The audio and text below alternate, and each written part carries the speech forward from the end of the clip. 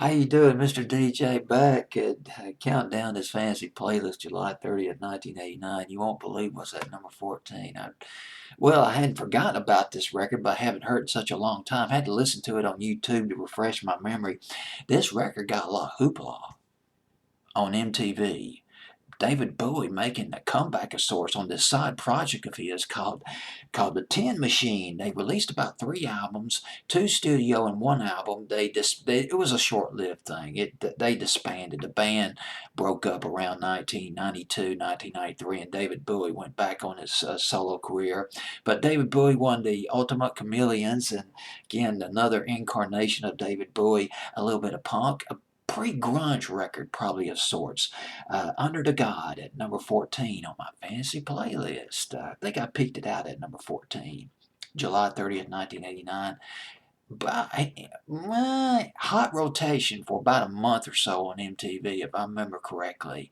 Maybe a month or two back in the summer of 1989.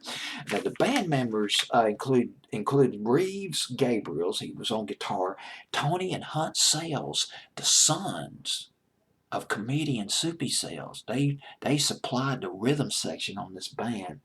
And David Bowie formed this band sort of to get back to his roots, playing in small clubs and playing that hard rock. And it's sort of a little bit metallic, this record, a little bit metal. Under the God, an anti-racist record. I'll try to remember to read a few of the lyrics in just a minute.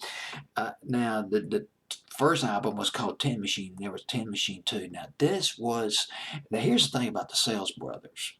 These guys did not want to be just a backing band. We want equal footing. We want the playing field cleared. And David Bowie, it was democratic.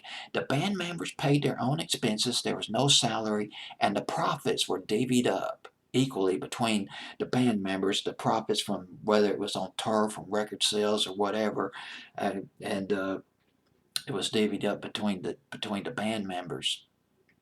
I'm trying to remember if there's something else. Gotta consult my notes. David Bowie was heavily influenced. He was listening to the Pixies when he formed Tin Machine. Was in the group Tin Machine. Under God at number 14 on my fancy playlist, and this record, it kind of reminds me a little bit, just a little bit, of a song the Godfathers did. God, it was a mind-blowing punk hard rock record the Godfathers did called Birth, School, Work, and Death. And that was in 1988. This song kind of along the same lines. Let me go ahead and read you a few of the lyrics of this record, quote unquote. Like I said, it's an anti-racist record, and boy, this record actually is just as relevant today as it was 30 years ago. And this is part of David Bowie's genius, that he's always ahead of the curve.